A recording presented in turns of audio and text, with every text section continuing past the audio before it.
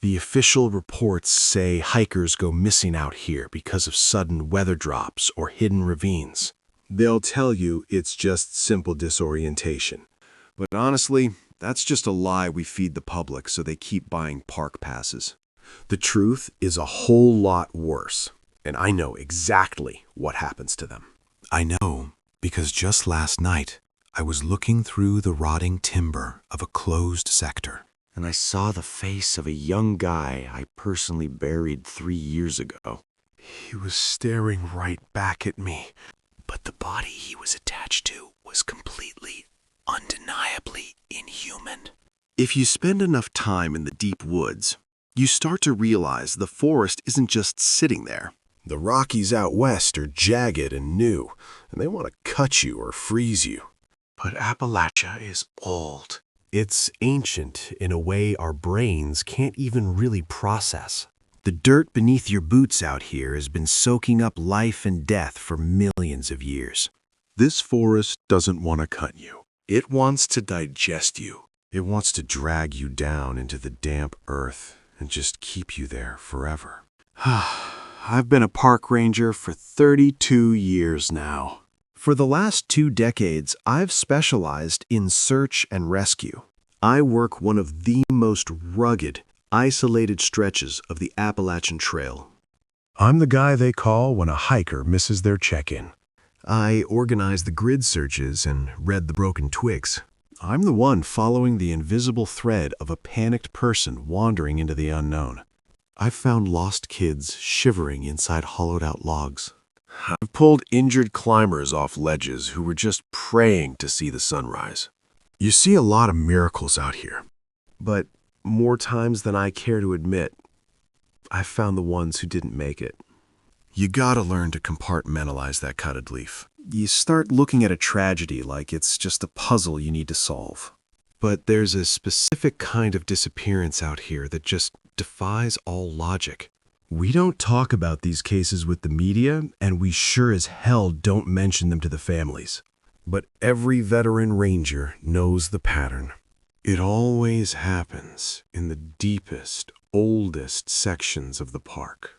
Places where the canopy is so incredibly thick, the sunlight never actually reaches the forest floor.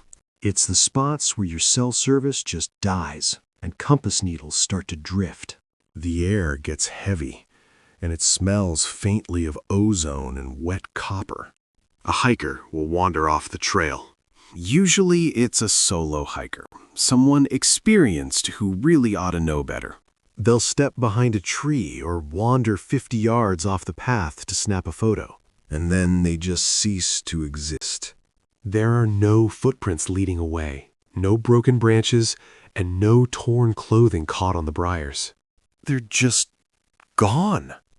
There's not even a scent for the tracking dogs to follow. It's like the mountain simply opened its jaws, swallowed them whole, and snapped shut again without leaving a single trace. For years, I told myself these people just fell into hidden limestone fissures. Or maybe they succumbed to hypothermia, got confused, and crawled into impossible spaces. I told myself whatever I needed to hear so I could actually sleep at night. I believed in the rational world, and I believed in the science of tracking. And more than anything else, I believed in Arthur. He was the chief of search and rescue for our entire district, and an absolute legend in the service. When I was a rookie, fresh out of the academy and terrified of the wilderness, Arthur was the man who taught me how to read the woods. He taught me how to listen to the silence of the forest. He used to say the woods are never truly quiet unless something's out there hunting. If the crickets stop, if the birds go silent, and the wind just dies in the branches, you drop to a knee and wait. I looked up to Arthur more than my own dad back then. He was this stoic, hardened guy with eyes that had just seen way too much. But there was this profound sadness to him, like a heavy shadow he couldn't shake. It all went back to the fall of '98, way before I joined the service. Arthur's younger brother, Tommy, went missing up on the ridge. He was 20, a strong, capable kid who went out for a 3-day solo trek and just never came back. Arthur led the search for his brother himself. He kept the teams out there in the freezing rain for 3 weeks, way past the point of hope. They scoured every ravine, every cave, every inch of that topography, and found absolutely nothing. It broke something inside him. He never married, never had kids, just dedicated his whole life to the park. He lived in this isolated little cabin right on the boundary line, totally obsessed with making sure nobody else had to feel that kind of agony. The truth started unraveling late last October, right at the end of the hiking season. The leaves were already black and slick from the rain, and the air was getting real cold. We had a late-season hiker check in at the station on a Tuesday morning. His name was Julian, 24 years old, carrying a heavy pack, and just brimming with that naive, bulletproof confidence young guys always have. He had this polite smile and all this pristine, high-end gear that hadn't even seen real mud yet. I was working the desk that morning, so I checked his permit and looked over his route. He was planning to hike the northern loop, which is tough but gets a lot of foot traffic.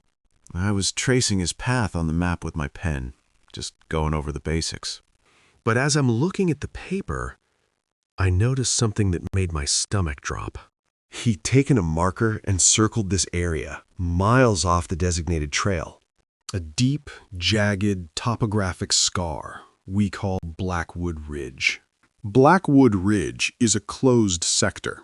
It's been strictly off-limits for over 40 years. The official excuse is hazardous terrain, but the real reason is a lot darker. Us veteran rangers know. People who wander into Blackwood just don't come back. I tapped my pen on the map and looked him dead in the eye. I told him under no circumstances was he to go near Blackwood Ridge. I gave him my sternest, most authoritative ranger speech. He just nodded, smiled politely, and promised he'd stick to the main trail. I watched him walk out of the station and adjust his pack. He had no idea what he was walking into. I watched him disappear into the tree line. The fog just kind of swallowed him up. I got this terrible, sinking feeling in the pit of my stomach. And I've learned to trust that feeling. 3 days later, Julian missed his scheduled checkout. Protocol says we wait 24 hours, since hikers get delayed all the time. But when that passed, with no sign of him, we kicked into high gear. Arthur took command immediately. He stood at the head of the briefing room, assigning grids and dispatching teams. He was a legend at this stuff. I expected him to send a team toward Blackwood Ridge. I even brought it up during the briefing, pointing right at the closed sector. I knew Julian had circled it, but Arthur just shook his head. He told us a trucker saw a kid matching Julian's description hitchhiking out east. He insisted we focus all our efforts miles away from the ridge. I didn't want to argue with the chief in front of the volunteers, so I took the assignment. But it felt wrong. Why would a dedicated hiker abandon his trek to hitchhike on some desolate road? We searched those eastern valleys for 2 days. The weather turned absolutely brutal. Freezing rain moved in, turning the whole forest floor into a muddy slip and slide. The tracking dogs were miserable. They kept spinning in circles, whining and tucking their tails. When a bloodhound sits in the mud and shivers like that, it usually means you're in an apex predator's territory. By the second evening, we had to call it off. I was soaked to the bone and completely frustrated. Sitting in my truck, I just stared at the map. My eyes kept drifting right back to Blackwood Ridge. I picked up the radio and called dispatch. I told them I was going to run a quick solo sweep. Just checking the western boundary line to clear my conscience. They acknowledged, and I put the truck in gear. I drove up the fire road until a fallen hemlock blocked the path. I grabbed my heavy flashlight, my radio, and my sidearm. Then I stepped out of the warm cab and walked right into the freezing drizzle. The moment I crossed into the Blackwood sector, everything shifted. The air in that part of the forest just feels heavier. It actually presses against your eardrums. Every normal sound vanishes, leaving this profound, dead silence. I hiked for 2 hours in the dark, Sweeping my flashlight through dense tunnels of twisted rhododendron, the beam cut right through the thick, creeping fog, lighting up ancient trees that looked like they'd been dying for centuries. Just past midnight, my light caught something unnatural. a sharp, geometric shape breaking up the chaotic lines of the woods. As I got closer, I realized what it was. It was a tent. I drew my sidearm, my heart hammering against my ribs. I approached slowly, keeping the beam steady. I called out, asking if Julian was in there, but there was no answer. I recognized the brand and color from his gear list. But the campsite was entirely wrong. It violated every basic rule of wilderness survival. It was pitched in a depression that would flood, and the rainfly wasn't staked. But the most disturbing detail was the boots. His heavy hiking boots were placed perfectly side by side outside the flap. They were completely unlaced with the tongues pulled out, like he carefully took them off before going inside. You don't take your boots off outside in the freezing rain. You take 'em off inside, where it's dry. I crouched down in the mud, keeping my light steady. And I slowly unzipped the tent flap. The tent was completely empty. Julian's pack was still sitting right there in the corner. But my blood just froze when I saw his sleeping bag. It was covered in this thick, grayish-black moss. This wasn't normal forest moss. It looked more like a wet, fibrous fungus. And it smelled like old copper and rotting meat. I reached out and touched it with my glove.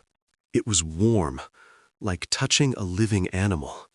I stumbled backward, wiping my hand frantically on my pants.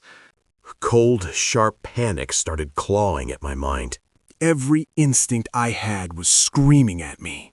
Something was deeply, fundamentally wrong in that camp. I grabbed my radio and keyed the mic. I told dispatch I'd found Julian's camp in the Blackwood sector. I said the hiker was missing and requested immediate backup. I was just about to give them my coordinates. But all I got back was static. It wasn't normal radio interference, though. It was this thick, rhythmic hissing. It sounded exactly like someone taking slow, heavy breaths. I asked if they copied, my voice cracking a little. Suddenly, the static just broke, and then I heard a voice calling out. It was Julian! He said, "Ranger, I'm over here. I need help." It sounded like it was coming from the trees. I spun around as fast as I could. I swept my flashlight beam into that impenetrable darkness. I yelled out to him. I told him to stay put and keep talking so I could find him. The voice called out again. Ranger, I'm over here. I need help. I just froze in my tracks. Realizing the words were exactly the same. Not just dissimilar, but perfectly identical. When a person repeats a phrase, there's always a slight variation. A different breath, a change in pitch. But this had the exact same cadence and inflection. It sounded like an audio file playing on a loop. Delivered with the flat tone of someone reading a grocery list, I whispered his name into the dark. I started taking a slow step backwards. Every hair on my neck was standing up because I realized the voice wasn't coming from the brush. It was coming from up in the canopy. I slowly angled my flashlight up into the canopy of a massive, rotting oak tree. The beam cut through the fog, lighting up the thick, twisted branches 50 feet off the ground. There was absolutely nothing up there. Just empty branches and wet leaves. But then, The voice came again. This time, it was coming from directly behind me. I didn't turn around. Every survival instinct I'd honed over 30 years was screaming at me to run. I knew for a fact that whatever was standing behind me wasn't Julian. I kept my eyes fixed forward, holstered my weapon, and just started walking. I didn't run. If you run from a predator, you trigger its chase instinct. I just took deliberate and heavy steps. Right behind me, the voice changed. It wasn't Julian anymore. It was a woman's voice. A voice I hadn't heard in 5 years. She said my name, telling me it was too dark. My breath caught in my throat. It was Sarah. She was a young woman who vanished on my watch 5 years ago. I was so close to finding her, but Arthur called me off the search. He told me she was found safe, but I found out later she was gone for good. Now, her voice was echoing in the dark 50 miles from where she disappeared. I just kept walking.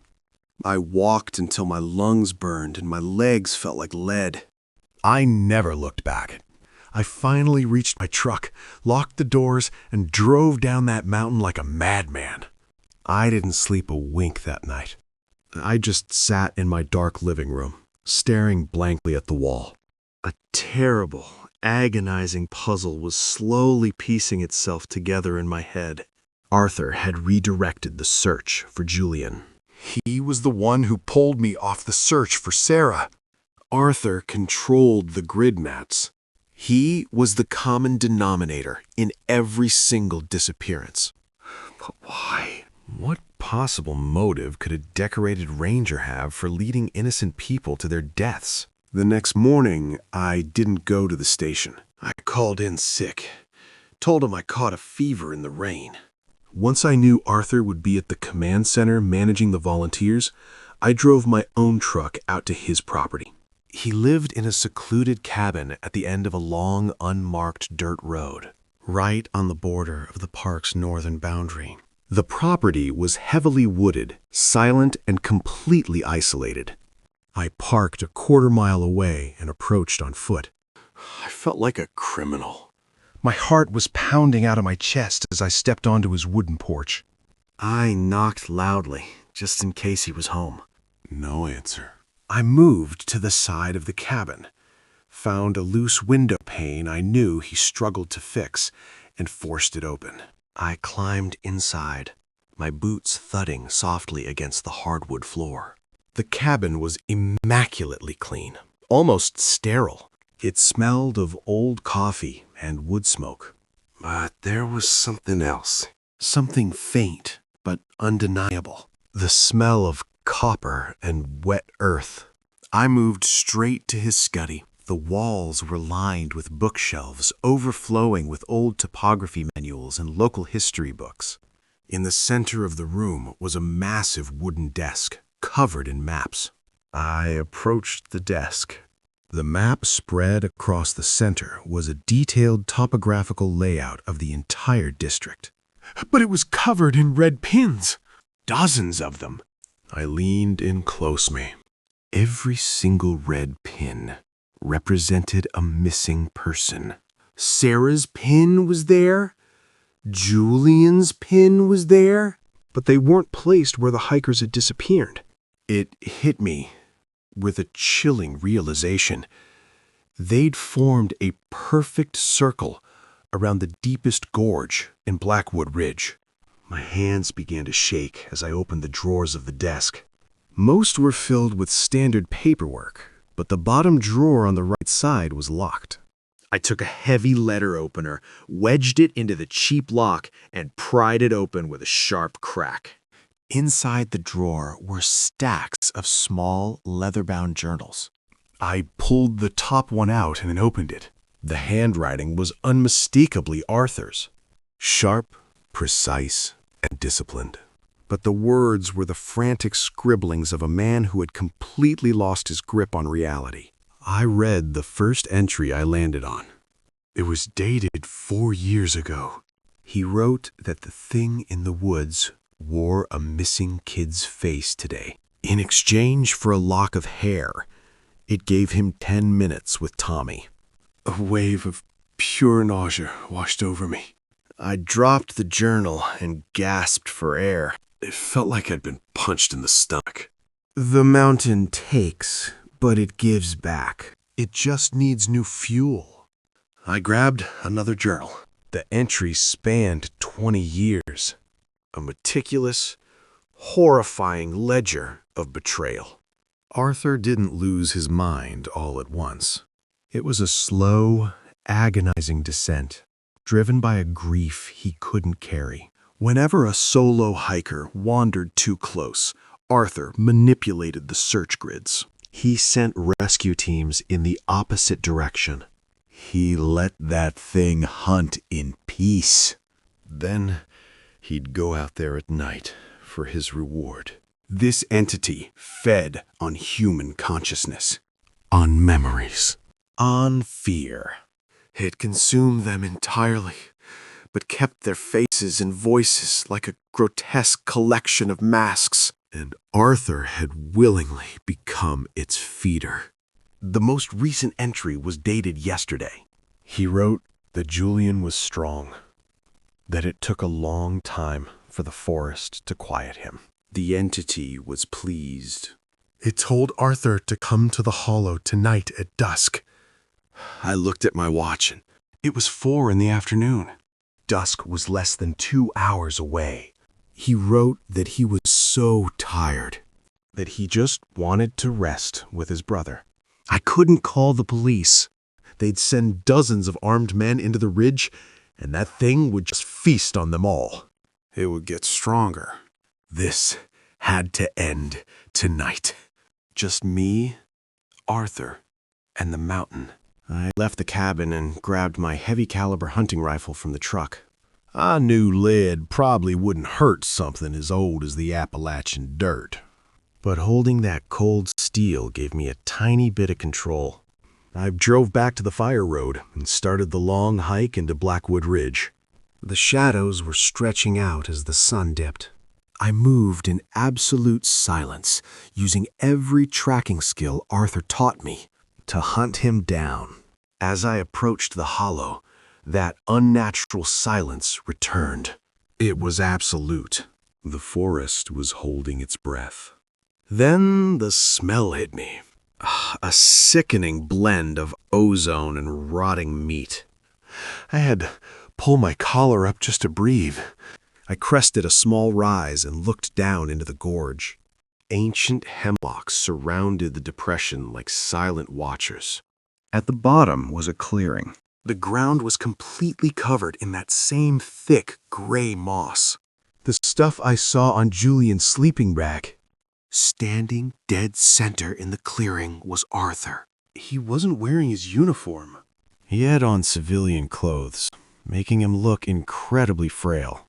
He was just staring intently into the dark tree line, waiting.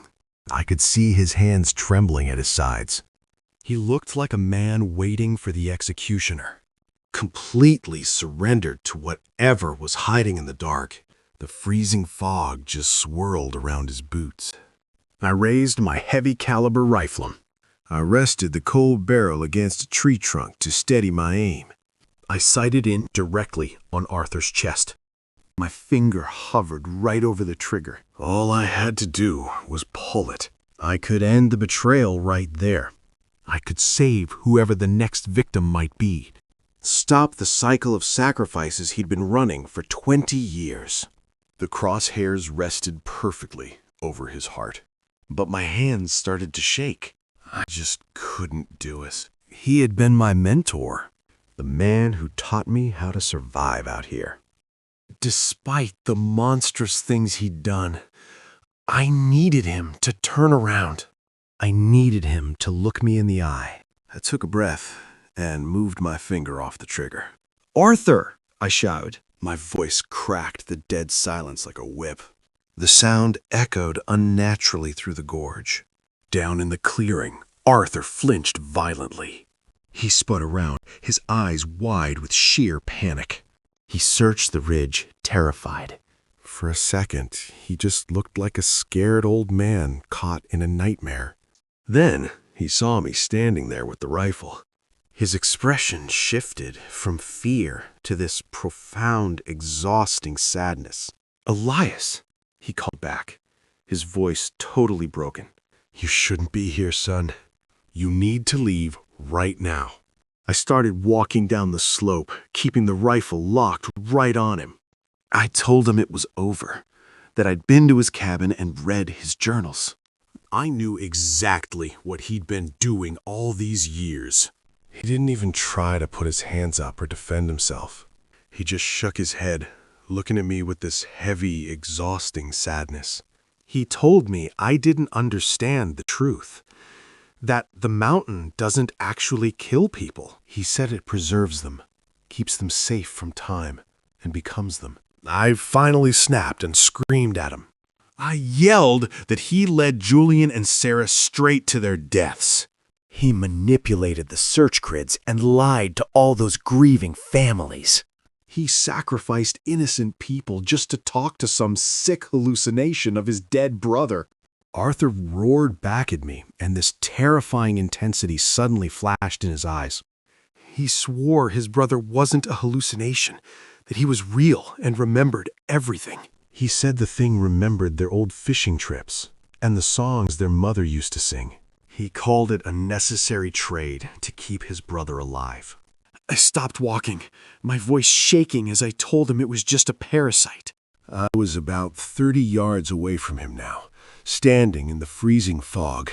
I tried to make him see that it was just wearing his brother's face to feed on his grief.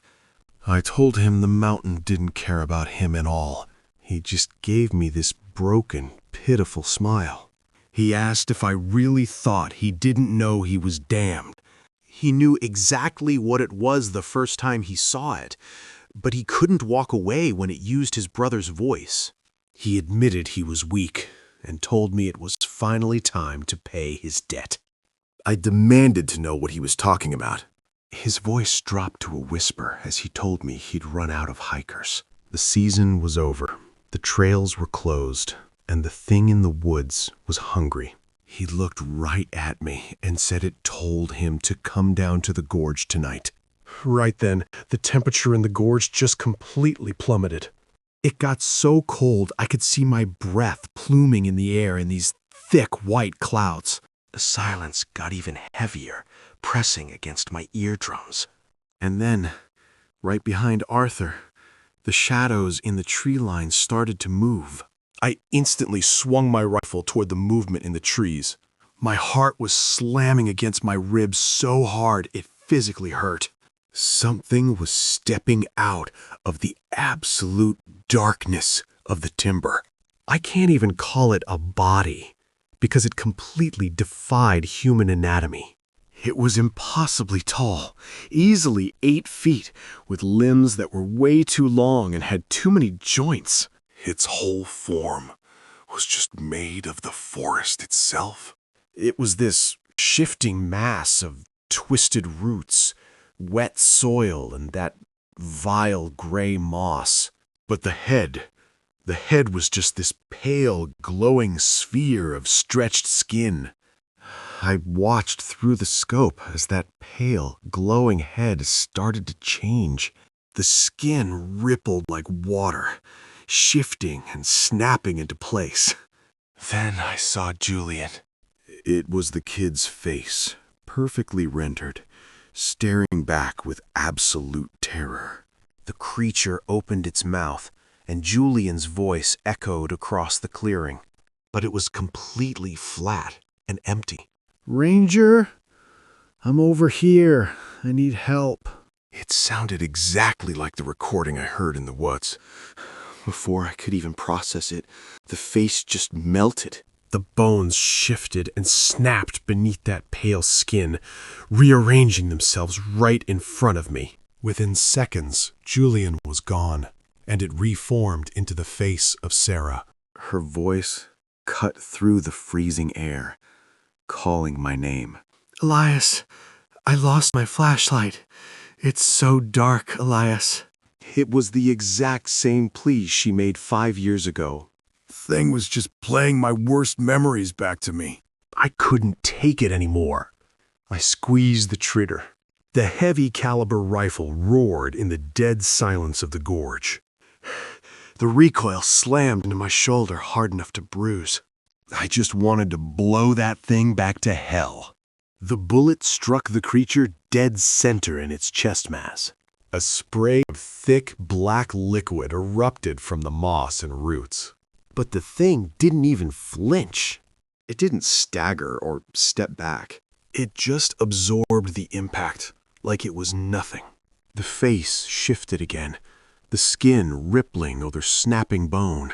This time, it formed a face I'd only ever seen in old, faded photographs at the cabin. It was Tommy, Arthur's younger brother, the kid who vanished 20 years ago. The creature looked down at Arthur and spoke his name.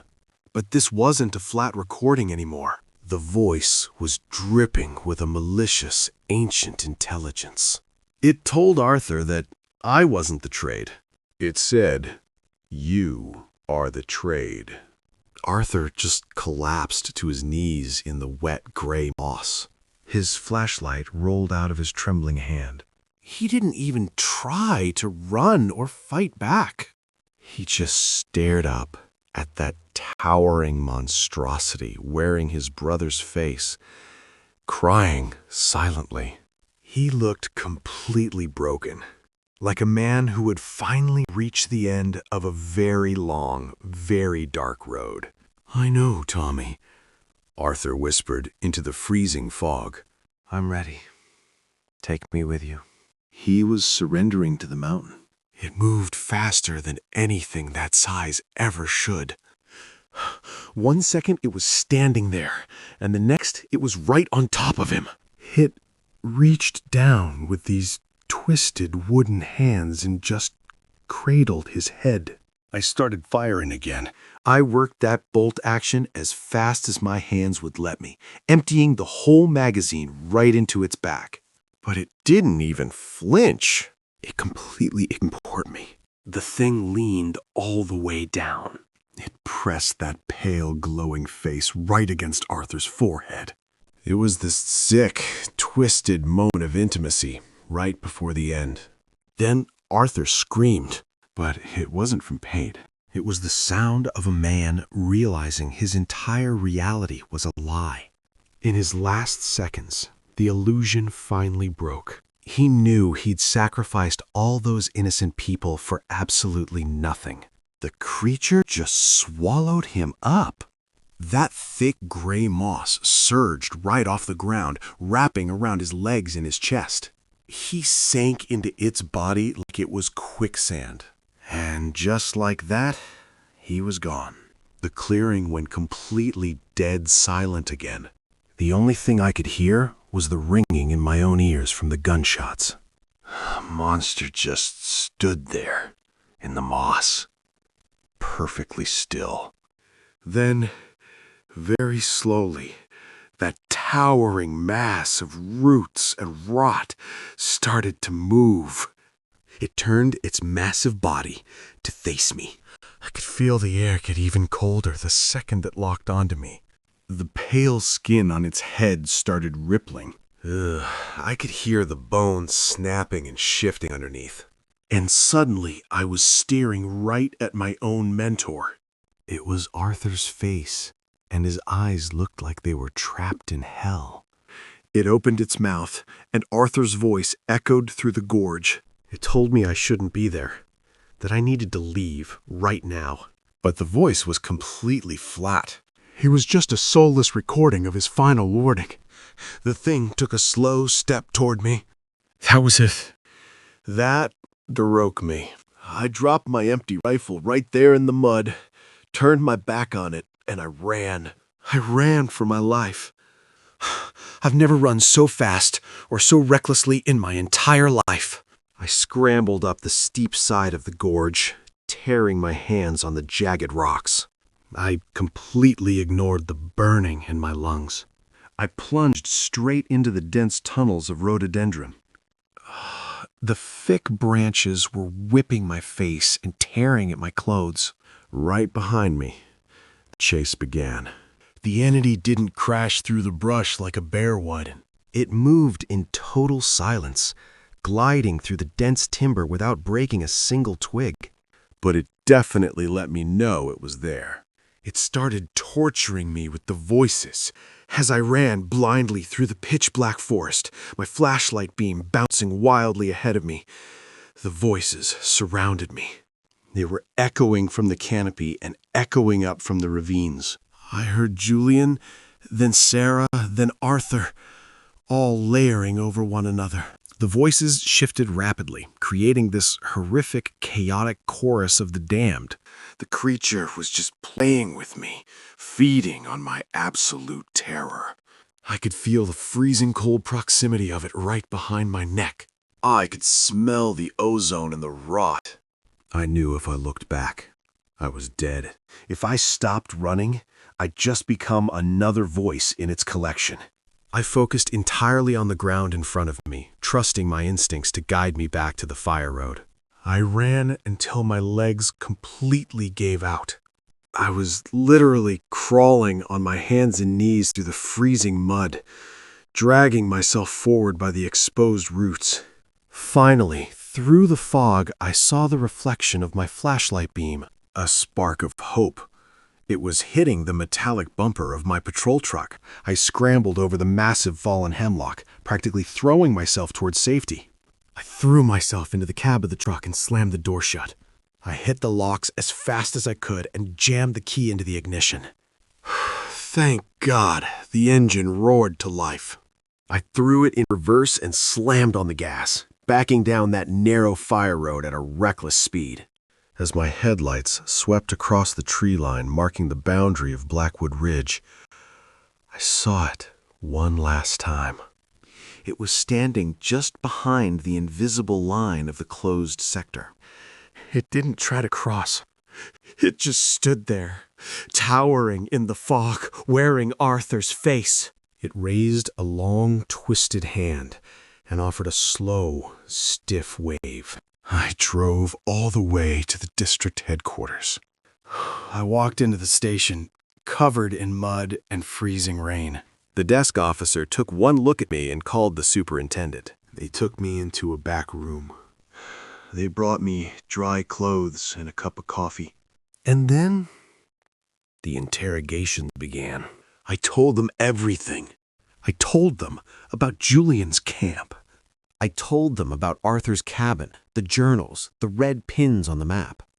I told them about the thing in the clearing. The superintendent listened to my entire story without interrupting. His face remained completely impassive. When I finished, he stood up, walked to the door, and locked it.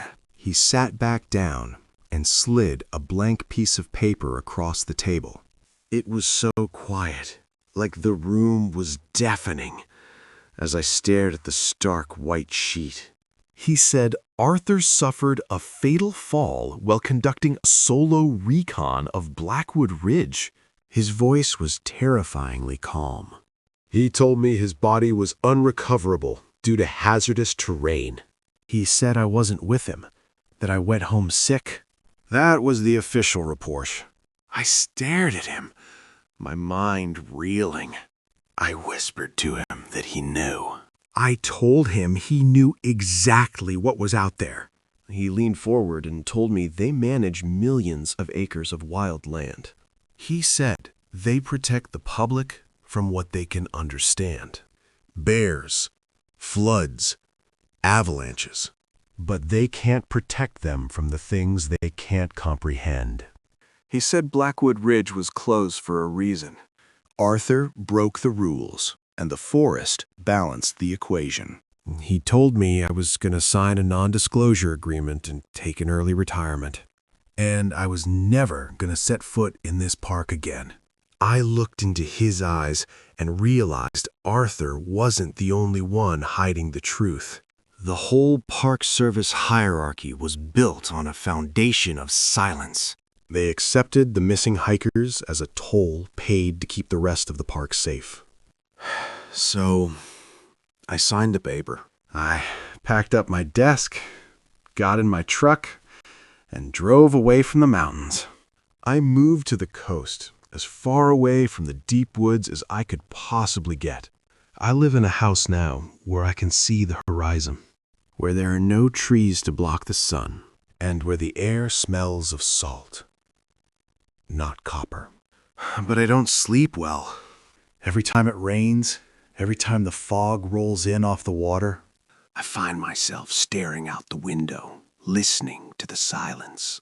I'm telling you this story because the hiking season is starting soon. Millions of people are going to pack their bags, lace up their boots, and head into the mountains. They're looking for peace, adventure, and a connection with nature. They'll read the brochures, follow the marked trails, and trust the ranges. But I need you to understand the reality of the wilderness. The woods do not care about you. Harsh truth, they're not your sanctuary. They're a living, breathing ecosystem that's been consuming life since the dawn of time. If you're hiking in the deep woods and the trail seems to fade away, if the air suddenly grows heavy and smells faintly of wet metal, if the birds stop singing, the wind dies, and the silence gets so loud it hurts your ears, stop walking. say in a natural American voice, urgent warning, don't investigate. Don't take out your camera. Say you hear a voice calling your name from the trees. If it sounds just a little too perfect, a little too flat, turn around. Walk away. Because the thing waiting in the shadows doesn't want to kill you. It wants to become you. And the mountain is always hungry. The Appalachian Mountains look breathtaking as the sun sets. But this beauty is a carefully maintained illusion designed to comfort the masses.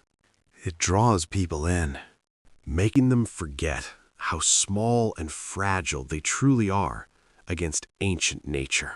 Every spring, the Park Service puts up fresh signs and prints new trail maps. They clear the paths and welcome the crowds with open arms. The machine keeps turning. Fueled entirely by the public's naive trust in the safety of the wild. Stop at any gas station near the park boundary and you'll see the real map of the mountains. The local bulletin boards are completely covered in layers of faded missing person flyers. Faces of the lost stare back from cheap printer paper. Their smiles, frozen in time. So Julian's face is up there now, pinned right next to Sarah's fading photograph. They're just two more unsolved mysteries added to the district's long, dark history. Their families will never get closure. Then the official park reports will remain sealed in a filing cabinet forever. And somewhere beneath all those recent flyers is Tommy. He was the boy who started Arthur's agonizing descent into madness all those years ago. It was decades of unresolved grief, manipulated by an ancient parasite that learned exactly how to weaponize our love against us. Arthur's cabin sits empty now, slowly being reclaimed by the very forest he tried so desperately to appease. The roof is beginning to sag, and the damp rot is creeping up the wooden walls. The Park Service hasn't sent anyone to clear it out, leaving it to rot in the shadows. Inside his abandoned study, the heavy wooden desk remains exactly as he left it. The large topographic map is still spread out. Dark imagery, the dense cluster of red pins rusting in the cold, damp air. It stands as a silent, horrifying monument to his ultimate betrayal of the badge. Miles away, deep within the closed sector of Blackwood Ridge, the hollow remains completely untouched. The towering hemlocks stand like silent, ancient sentinels over the deep depression. The freezing fog rolls through the rotting timber, hiding the horrors that lie beneath the canopy. Down in that isolated clearing, the thick, grayish-black moss continues to grow and spread. It covers the ground completely, slowly digesting whatever the mountain claims for itself. It's a living, breathing carpet of decay, Waiting patiently in the dark for the next offering. And somewhere in that impenetrable darkness, the entity waits in absolute silence. Cold fact, it doesn't sleep, it doesn't age, and it feels nothing but an endless hunger. It simply listens to the wind. Wearing the stolen faces of the dead, waiting for a new voice to echo through the trees. I drove back to the fire road and parked my truck. I grabbed my heavy hunting rifle from the cab. I knew bullets wouldn't do much against something this ancient, but holding that cold steel gave me a tiny bit of control. I started the long hike back into Blackwood Ridge. The woods looked different in the daylight, but they still felt heavy. The shadows stretched out long and thin as the sun started going down. The air was getting colder by the minute. I moved as quietly as I could. I was using every tracking skill Arthur ever taught me, just to hunt him down. As I got closer to the hollow, that unnatural silence came back. Not a single bug chirping, not a single leaf moving. It felt like the whole forest was holding its breath. Then the smell hit me. It was this sickening mix of ozone, wet dirt, and rotting meat. It was so strong I had to pull my collar up just to keep from gagging. I pushed through the last of the brush and crested a small hill. From there, I could look straight down into the gorge. The hollow was this deep, sunken pit in the earth. Those massive old hemlock trees blocked out whatever daylight was left. Down at the bottom, the clearing was covered in that thick gray moss. The same stuff I saw on Julian's sleeping bag. It looked like a disease spreading across the ground. And standing right in the middle of it all was Arthur. He wasn't wearing his ranger uniform. He had on these worn-out civilian clothes. It made him look so small and frail. He didn't look like the legendary chief anymore. He just looked like a broken old man. He was staring hard into the dark trees on the other side of the clearing. His hands were shaking at his sides. He looked completely terrified, but he wasn't running. He was waiting for that thing to show up. I raised my rifle and rested the barrel against a tree to steady my aim. I lined up the sights right on Arthur's chest. My finger was hovering over the trigger. All I had to do was pull it, and I could end this whole nightmare. I could save the next victim, but I just froze. I couldn't do it. He was my mentor. He was my friend. Despite everything he'd done, I needed him to look me in the eye. So I lowered the gun and shouted his name. Arthur flinched hard and spun around to face me. He looked up at the ridge, his eyes wide with panic before settling into this deep, exhausting sadness. He told me I shouldn't be there, that I needed to leave right then. I started walking down the slope, keeping my rifle leveled right at his chest. I told him it was over, that I'd been to his cabin and read his journals. I told him I knew exactly what he'd been doing all these years. He didn't even try to put his hands up. He just shook his head real slow, like I was the one who didn't get it. He tried to tell me the mountain doesn't kill people, that it actually preserves them. That's when I finally snapped and just started screaming at him. I asked how he could lead Julian and Sarah to their deaths, just to talk to a hallucination.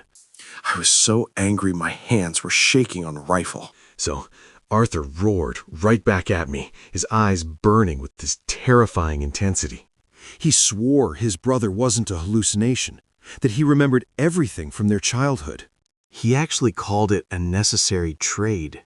I was about 30 yards away from him now, my voice trembling. I told him it was just a parasite wearing his brother's face to feed on his grief. I told him the thing didn't care about him at all. He just gave me this broken, pitiful smile. He said he already knew he was damned, he was just too weak to walk away from it. And then he said it was finally time to pay his debt. I stopped dead in my tracks and asked him what the hell he was talking about. He looked at me so softly and said he'd run out of hikers. The season was over. The thing was hungry, and it called him down here. Suddenly, the temperature in the gorge just plummeted. I could see my breath pluming in the air in these thick white clouds. And right behind Arthur, the shadows in the tree line actually started to detach themselves. I swung my rifle toward the movement, my heart slamming against my ribs. Stepping out of the darkness was this towering shape made of twisted roots and wet soil, and its head was just a pale, glowing sphere of stretched skin. I was looking right through my scope when that pale, glowing head started to shift. The skin rippled like water, twisting around until it looked exactly like Julian. It had his wide, terrified eyes. And then it spoke using his exact voice. But the nightmare didn't stop there. The bones underneath that pale skin just snapped and shifted. Within seconds, it morphed into Sarah, the girl I lost 5 years ago. I couldn't take it anymore, so I squeezed the trigger. The rifle kicked back hard against my shoulder, hitting that thing dead center in the chest. Dark liquid sprayed out, but the monster didn't even flinch. It just ate the bullet like it was absolutely nothing. Then the face shifted one more time. It turned into a young guy I'd only seen in old photos at the cabin. It was Tommy. The creature slowly looked down at Arthur. When it spoke this time, it wasn't just some flat recording. It sounded ancient and purely evil. It told Arthur that I wasn't the trade. Arthur was. Arthur didn't even try to run. He just dropped to his knees in that freezing gray moss and let his flashlight roll away. He looked up at that monster wearing his brother's face, crying, and said he was ready. The thing moved faster than anything that size ever should. 1 second it was at the edge of the clearing, and the next it was right in front of him. It reached down with these jagged wooden hands and actually cradled Arthur's head. I completely lost it and just started firing. I worked the bolt as fast as I could, emptying the whole magazine right into its back. But it didn't even care. It completely ignored me. The creature leaned down and pressed its pale face right against Arthur's forehead. Arthur let out this agonizing scream. It wasn't pain, though. It was the sound of a man realizing he'd sacrificed innocent people for absolutely nothing. Sickened and terrified, the entity just swallowed him whole. That gray moss surged up from the ground, wrapping around his legs and his neck. It pulled him into its mass like quicksand. Within seconds, Arthur was just gone. The clearing went completely, terrifyingly silent. The only sound left was the high-pitched ringing in my ears from the rifle shots. The creature just stood there in the freezing fog, perfectly still. Then, slowly, that towering mass of roots and rot began to move. It turned its massive, unnatural frame to face me. I was frozen in place, unable to look away from the nightmare. The pale, glowing sphere of its head started to ripple like water. I could hear the sickening sound of bones snapping and shifting beneath the stretched skin. It was digesting him, and it was getting ready to put on a new mask. I looked through the scope of my rifle, and my heart just stopped. Arthur's face was staring right back at me. His eyes were wide open, filled with an absolute eternity of suffering. The creature opened its mouth, and Arthur's voice echoed through the gorge. It said, "You shouldn't be here, son. You need to leave right now." But it was perfectly flat, just an empty, soulless recording of his final warning. The entity took a long, deliberate step toward me. I realized my bullets were completely useless against something this ancient. I dropped my empty rifle into the moss, and my survival instincts finally kicked in. I turned around and I ran harder than I ever have in my life. I scrambled up the steep side of the gorge like a madman. I tore my hands open on the jagged rocks, completely ignoring the burning in my lungs. I plunged headfirst into the dense pitch-black tunnels of twisted rhododendron. The thick branches whipped across my face and tore at my uniform. I just kept forcing my way through the brush, desperate to get back to the fire road. Behind me, the chase had officially begun. The creature didn't crash through the woods like a bear would. It just glided silently through the dense timber, without breaking a single twig. I ran blindly through the freezing rain, my flashlight beam bouncing wildly in the dark. It didn't just chase me. It tortured me. It surrounded me with a horrific, chaotic chorus of all the voices it had stolen. I knew if I looked back, I was dead. I just kept my eyes glued to the dirt, following the slope down. I ran until my legs literally gave out on me. I ended up crawling through the freezing mud, dragging myself by the tree roots. My lungs were on fire, and my hands were just torn to shreds. Right when I thought I couldn't move another inch, my light caught something. It was the reflection off the bumper of my patrol truck. The second I saw it, this massive wave of adrenaline hit me. I scrambled over that huge fallen hemlock blocking the road. I didn't even look back as I threw myself into the cab. I slammed the door shut and immediately hit the locks. My hands were shaking so bad I could barely hold the keys. I jammed them in the ignition, just praying it would start. Whew, thank God the engine roared to life. I didn't even bother trying to turn around on that narrow path. I just threw it in reverse and slammed on the gas. The tires spun in the mud, and then we were flying backward down the fire road. As my headlights swept across the tree line, I saw it one last time. It was just standing there in the fog, right at the boundary line. It was wearing Arthur's face. It didn't try to cross. It just raised this twisted hand and gave me a slow, stiff wave. I drove straight to district headquarters without stopping once. I walked into the station covered in mud, blood, and freezing rain. The desk officer took one look at me and immediately called the superintendent. They put me in a back room and the interrogation started. I told the superintendent everything. The journals, the red pens, the thing in the woods. He just listened with this blank look on his face. Then he locked the door and slid a piece of paper across the table. He told me the official story was going to be that Arthur died in a fatal fall. He said they accept a certain number of missing hikers as a casualty rate to keep the park open. I looked at him and realized the whole system was built on a massive cover-up. I didn't have a choice, so I signed the NDA and took an early retirement. I packed up my desk, got in my truck, and drove away from those mountains forever. I headed straight for the coast, just needing to get as far away from the deep woods as I could. I live in a house on the coast now, where the air smells like salt, not copper. But I still don't sleep well. When the fog rolls in, I just stare out the window, listening to the silence. I'm telling you this because hiking season is starting soon.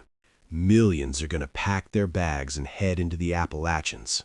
They'll read the brochures and stick to the marked trails. And they'll trust the rangers to keep them safe. But you gotta understand the reality of the wilderness. The woods do not care about you. They aren't your sanctuary. They're a living, breathing ecosystem.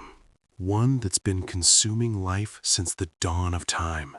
If you're in the deep woods and the trail fades away, If the air gets heavy and smells like wet metal. If the birds stop singing and the silence hurts your ears. Stop walking. Don't investigate, and don't take out your camera. If you hear a voice calling your name, even if it sounds like a ranger coming to save you. If it sounds just a little too perfect, turn around and walk away. It doesn't want to kill you. It wants to become you. And the mountain is always hungry.